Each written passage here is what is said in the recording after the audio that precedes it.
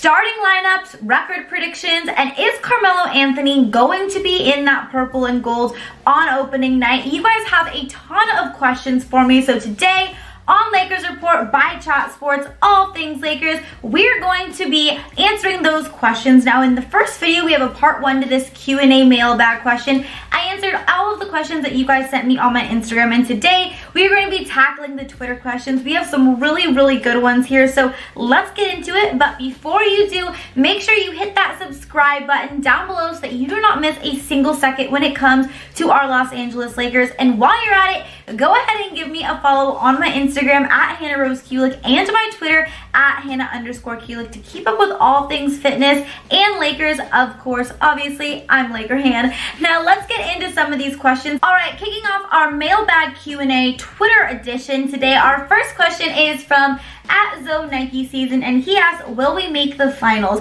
I definitely think we can. I mean, obviously the Western Conference and just the entire NBA in general is going to be really exciting. You know, for the first time in a long time, this is the most balanced the NBA has been. There are multiple teams, especially in that Western Conference. There really are about 7 teams that I could see, you know, being the top team in the West and obviously making it into the finals. But I think the Lakers have just as good of a shot as any, truly. I think they are at least a top 3, definitely a top 5, but I believe even a top 3 seed in that Western Conference. I mean, we have AD, we have LeBron, 2 of the best players in the league. We have Kyle Kuzma, who I'm expecting is going to have a big season. We have a lot of talented role players, the deepest roster we've had in years. So obviously, I think that we could have a very successful season, definitely making the finals. Of course, there are a lot of things that attribute to that: health, you know, chemistry. But if everything goes according to plan, all the players are healthy, and we play like how I'm predicting we are, I definitely think we could see our Los Angeles Lakers in the finals. But I'm curious,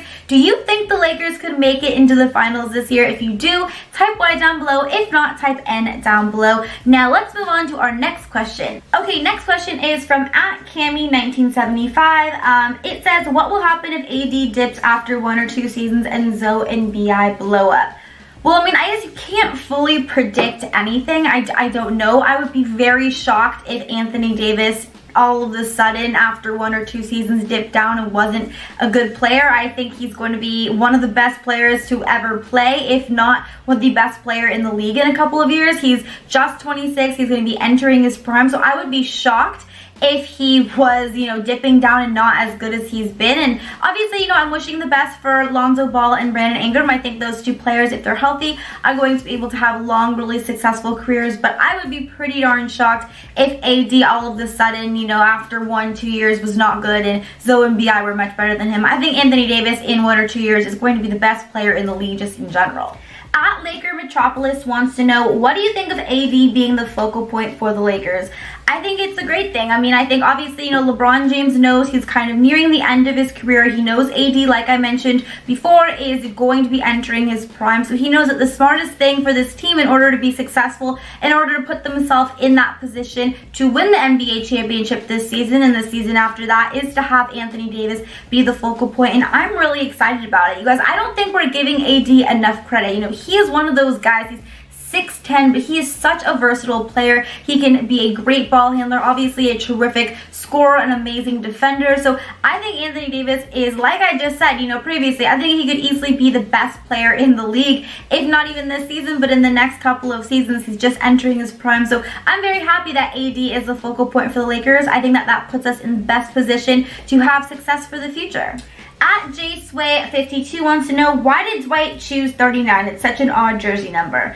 I don't know why he chose that number. I honestly, I mean, if I'm being honest, I don't care what number he is as long as he has a good season. I actually believe that Dwight Howard could be the X factor for the Lakers, because if he plays, you know, 70%, even maybe even 65% of what he did at the height of his career, man, the Lakers have that secret X factor in Howard. So I don't really care what number he has. I know it's kind of a random number, but as long as he has a good season for us, it's drama free. He accepts this kind of new role.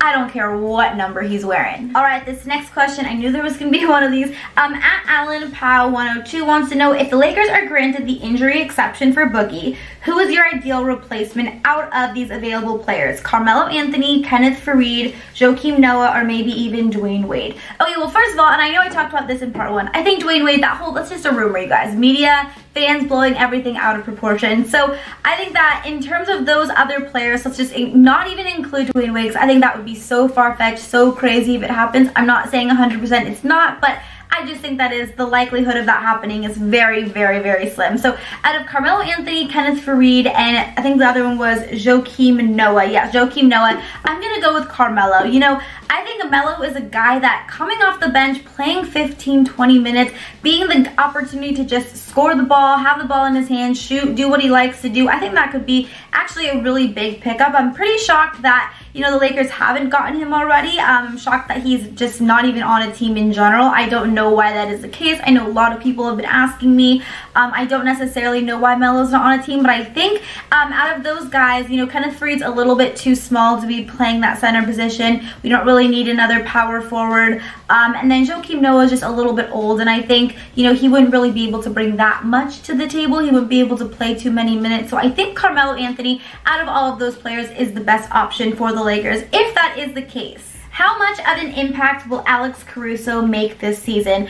Okay, so Alex Caruso, you know, he's a guy, he can have a really big year this year. I know a lot of people don't really talk about him. He kind of always is that underdog, always flies under the radar. You know, even these last couple of years when he's been on the Lakers, he's been in and out of the G League. But the point of the matter is he's played really well for us. Every single time we've needed him, he's stepped up. And last season, we really saw him end the season really strong. And I'm expecting him to carry on that play throughout this season. And, you know, it was rumored a lot of this summer that a lot of teams were reportedly interested in him, but he decided to remain loyal with the Lakers and come back. But I truly believe, you know, when you're looking at all of the aspects of a point guard, when you're looking at the scoring, the defending, the assists, the everything, I think Alex Caruso could honestly be the best overall point guard player that we have on this roster.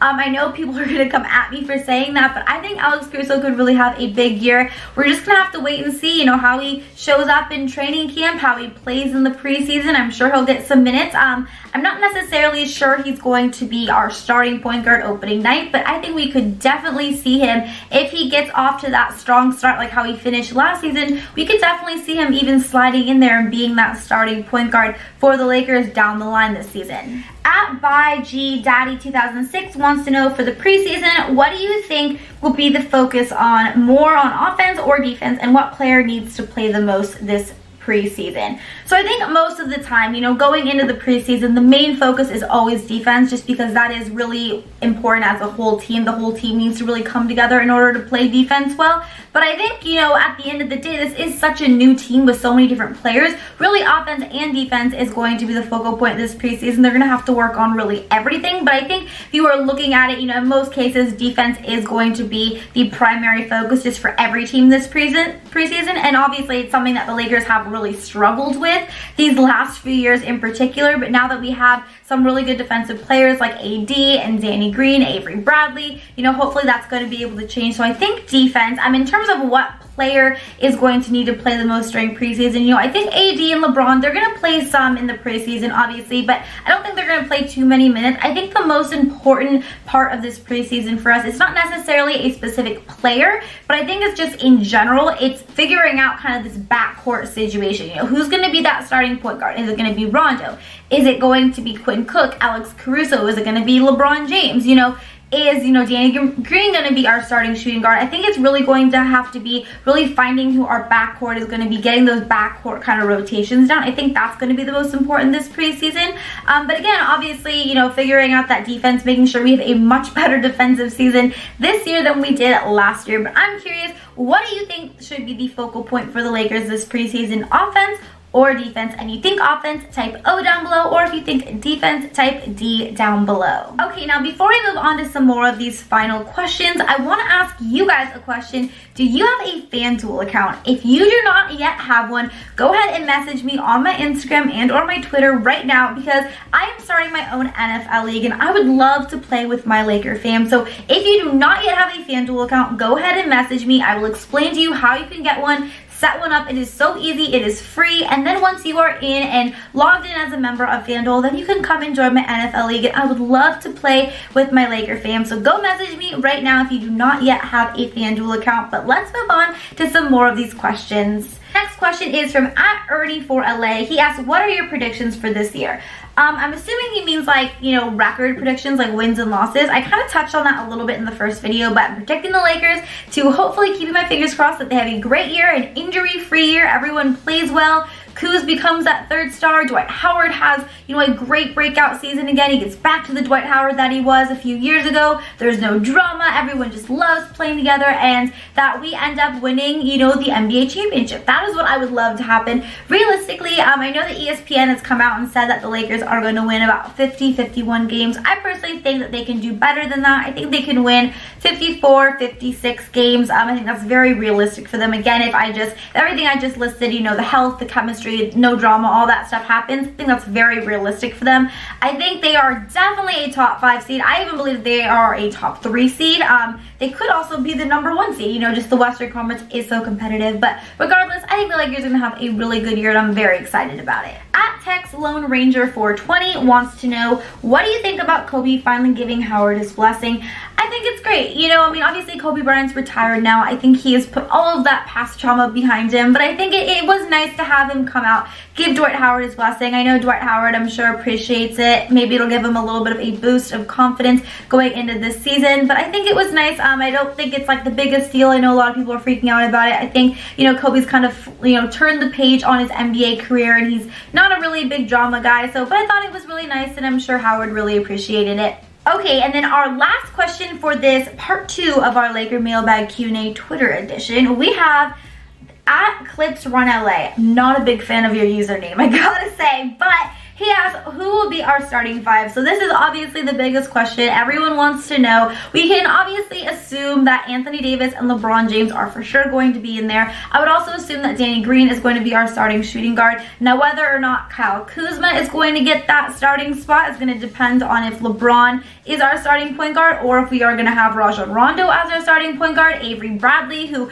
I would be a big fan of starting, and then of course, if Dwight Howard is going to be our starting center, or JaVale McGee is going to be our starting center. I don't really know what's going to happen. If I had it my way, I would say that I think the best starting lineup for us on opening night would be Avery Bradley as our point guard. Then we'd have Danny Green pairing up with him in the backcourt as our shooting guard. We'd have LeBron as that small forward, AD power forward, and then Dwight Howard as our starting center. But again, there are so many different options because the Lakers have such a deep team. It's really going to be interesting. There's going to be a lot of training camp battles, a lot of preseason battles. There could be a lot of shakeups, and really we could see any player on our roster be a starter on opening night. So I am so excited. But that is going to be it for today's Twitter Q&A. Thank you guys so much for sending me in your questions. These are some great questions. I know you all are so excited for this season to start, as am I. We are so close. Training camp is only a couple weeks away, so I am so excited. But thank you again for watching. If you like this video and you love these